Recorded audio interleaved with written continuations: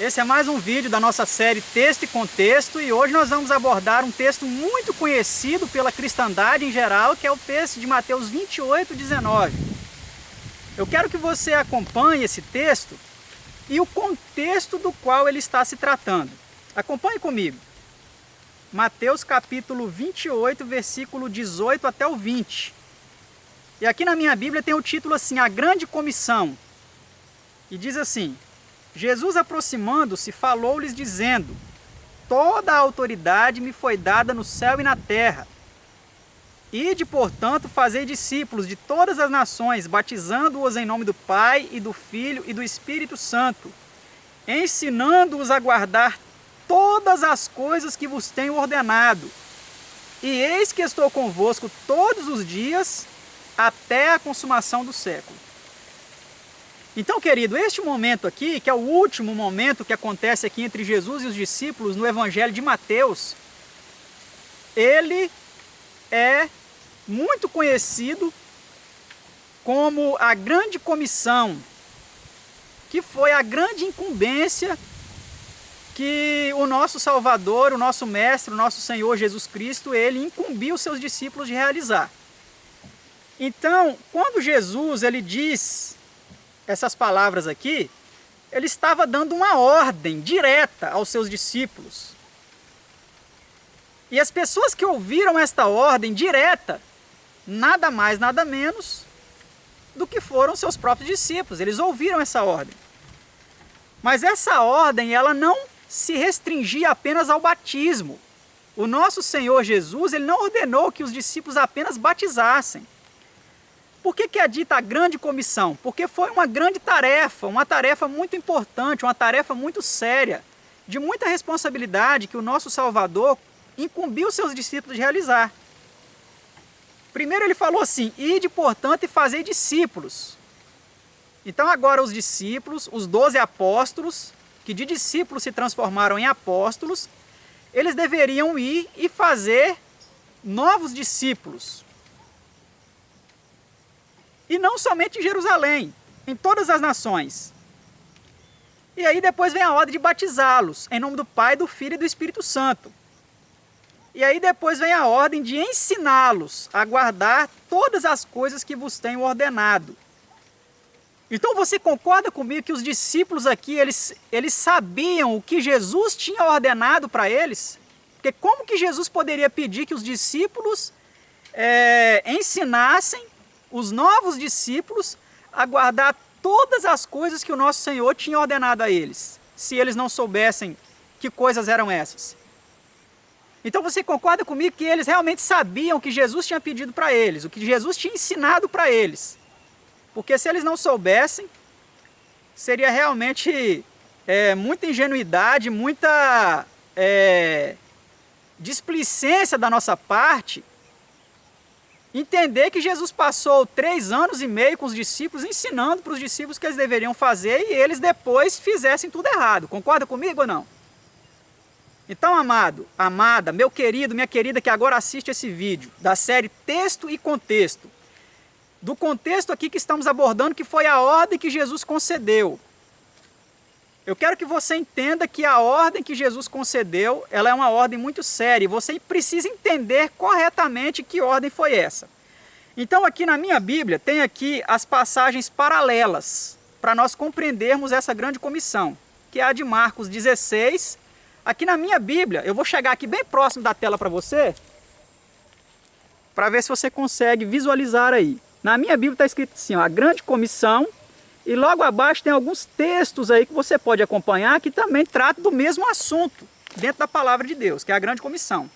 Então nós vamos agora para esses textos para nós analisarmos melhor esse contexto da ordem que Jesus deu para os seus discípulos. Marcos 16, 15 e 18, que diz assim, ó: Disse-lhes, ide por todo o mundo e pregai o evangelho a toda criatura. Quem crer e for batizado será salvo, quem porém não crer será condenado. Estes sinais hão de acompanhar aqueles que creem. Em meu nome, Jesus disse para os discípulos, em meu nome vocês expelirão demônios, falarão novas línguas, pegarão em serpentes, e se alguma coisa mortífera beberem, não lhes fará mal, e se impuserem as mãos sobre os enfermos, eles ficarão curados. Então, queridos, aqui, segundo o Evangelho de Marcos, a grande comissão, ela foi dada por Jesus aos discípulos, que ordenou a eles que fizessem discípulos, né, de todas as nações, pregassem o Evangelho em toda criatura. E aqui no Evangelho de Marcos diz assim, quem crer e for batizado será salvo. Mas não diz aqui em nome de quem se deve batizar, correto? Lá em Mateus, fala para nós que é em nome de Jesus que se deve batizar. Aqui em Marcos, fala somente quem crer e for batizado será salvo. Só que, como nós vimos, a grande comissão não se limita somente o quê? Somente a batismo. A grande comissão não é somente batismo. A grande comissão é uma incumbência abrangente da qual Jesus capacitou os discípulos para realizarem. Que envolve a pregação do Evangelho, que envolve fazer discípulos, que envolve ensinar todas as coisas que o Senhor ordenou para os discípulos, que envolve batizar, que envolve curar, que envolve expelir demônios, o dom de línguas, falar novas línguas, e uma série de outras coisas que estão dentro do pacote, dentro do contexto da comissão evangélica. Tá certo? Então aqui no texto fala que essa comissão evangélica, né, ela seria feita em nome de Jesus. Jesus fala assim, ó, em meu nome expelirão demônios, falarão novas línguas, pegarão em serpentes. Agora você concorda comigo que por que aqui em Marcos fala em nome de Jesus, em meu nome? Eles fariam todas essas coisas. Será que só o batismo seria em nome do Pai, do Filho e do Espírito Santo e o resto tudo em nome de Jesus? Você vai entender no real contexto o que deve ser feito, porque como nós já falamos anteriormente e voltamos a repetir, se Jesus pediu que os discípulos ensinassem tudo o que ele tinha ordenado a eles, é lógico que os discípulos sabiam muito bem. Concorda? Então nós vamos prosseguir aqui em nosso estudo, em nossa abordagem, na série Texto e Contexto, para que você veja se os discípulos realmente ensinaram corretamente o que Jesus pediu. Mas antes nós vamos aqui para o Evangelho de Lucas, porque nele também nós encontramos a comissão evangélica. Nós não encontramos essa comissão evangélica no Evangelho de João, mas nós encontramos aqui também no Evangelho de Lucas, assim como encontramos no de Marcos e no de Mateus. Então aqui vem dizendo o seguinte, ó, no Evangelho de Lucas, capítulo 24, versículo 44 em diante. Ó. Ao seguir Jesus, lhes disse, são estas as palavras que eu vos falei, estando ainda convosco. Importava-se se cumprisse tudo o que de mim está escrito na lei de Moisés, nos profetas e nos salmos. Então lhes abriu o entendimento para compreender as Escrituras. E lhes disse, assim está escrito que o Cristo havia de padecer e ressuscitar dentre os mortos no terceiro dia, e que em seu nome se pregasse arrependimento para remissão de pecados a todas as nações, começando de Jerusalém.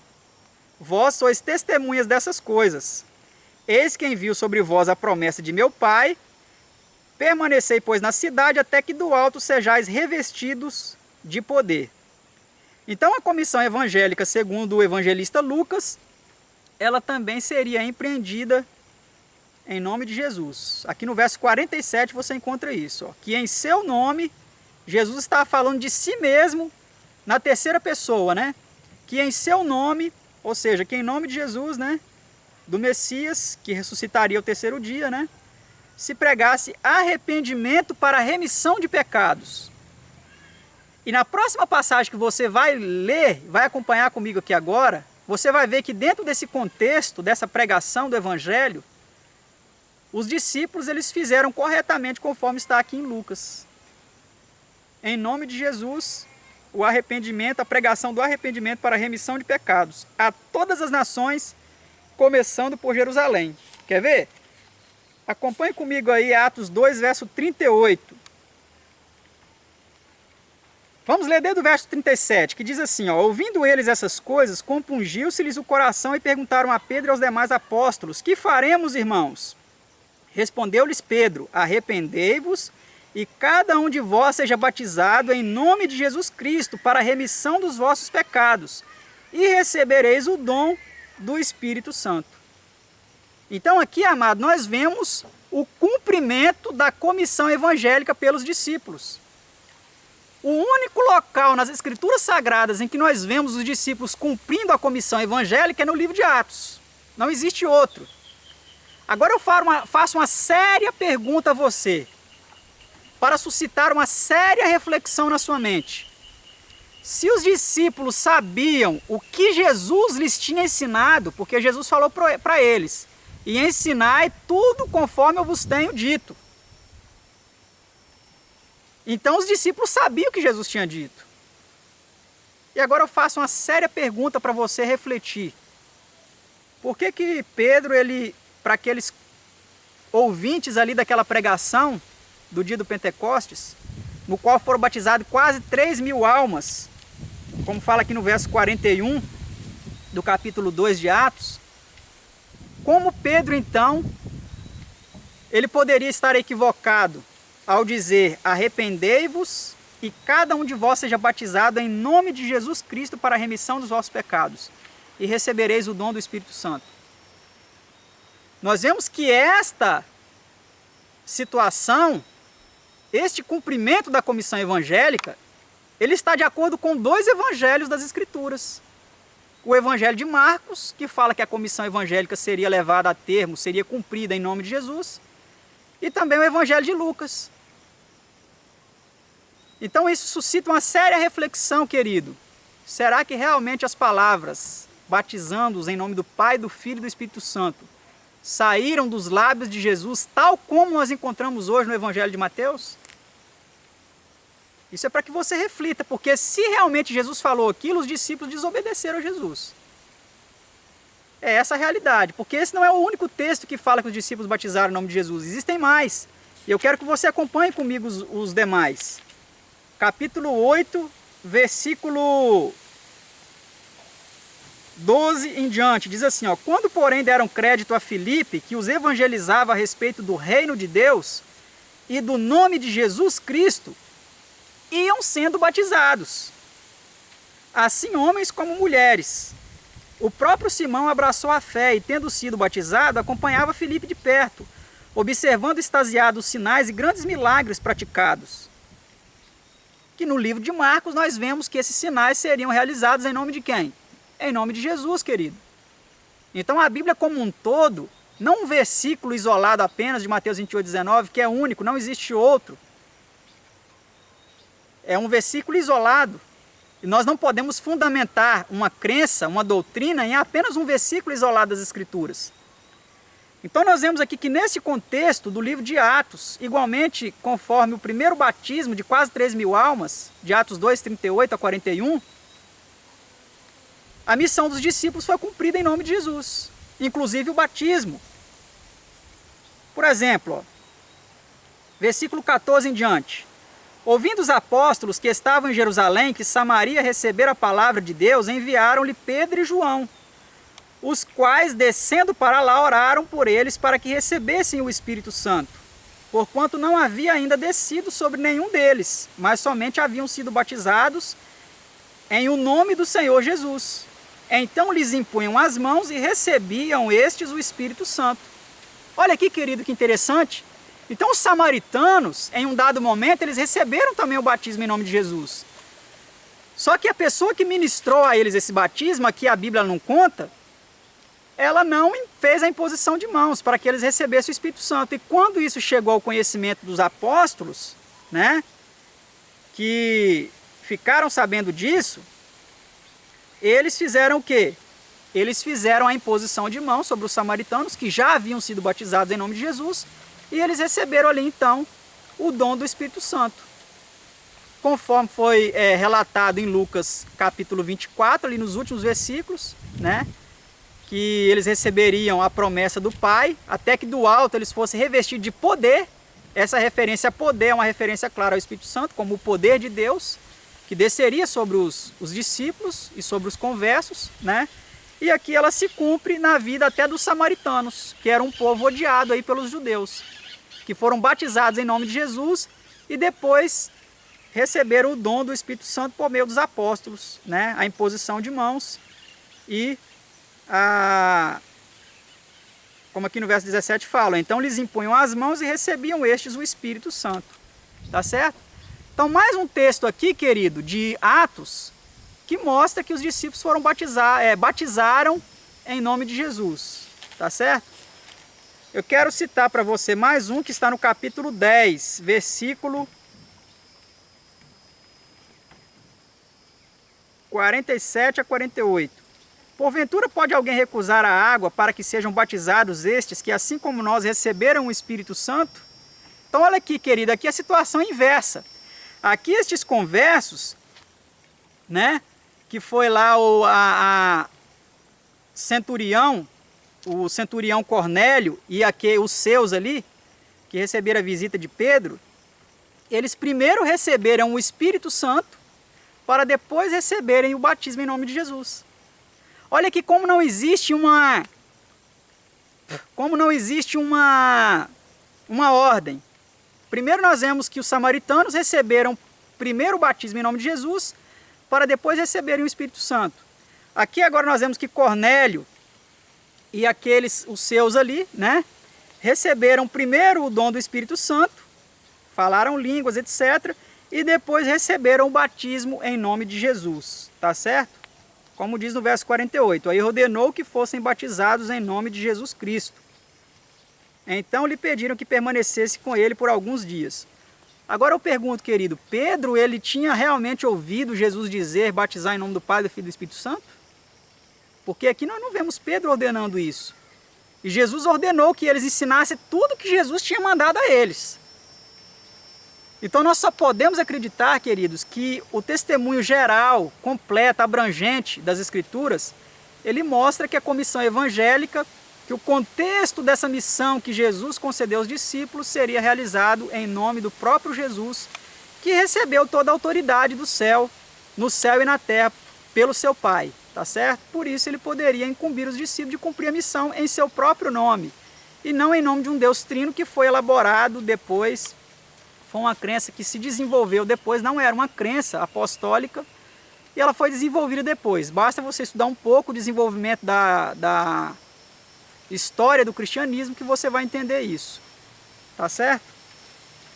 O último texto que eu quero abordar aqui com você, nessa nossa série Texto e Contexto, é o capítulo 19. Minto, o último não, o penúltimo. Porque nós vamos ainda ver um último ainda no livro de Atos. Então aqui em Atos 19, verso 1 até o verso 5, até o verso 6, para nós vermos aqui, até o verso 7, né, para nós vermos o contexto geral. É importante que a gente analise todo o contexto, né? Aconteceu que, estando Apolo em Corinto, Paulo, tendo passado pelas regiões mais altas, chegou a Éfeso e, achando ali alguns discípulos, perguntou-lhes: recebestes porventura o Espírito Santo quando crestes? Ao que lhes responderam: pelo contrário, nem mesmo ouvimos que existe o Espírito Santo. Então Paulo perguntou: por que, pois, fostes batizados? Responderam: no batismo de João.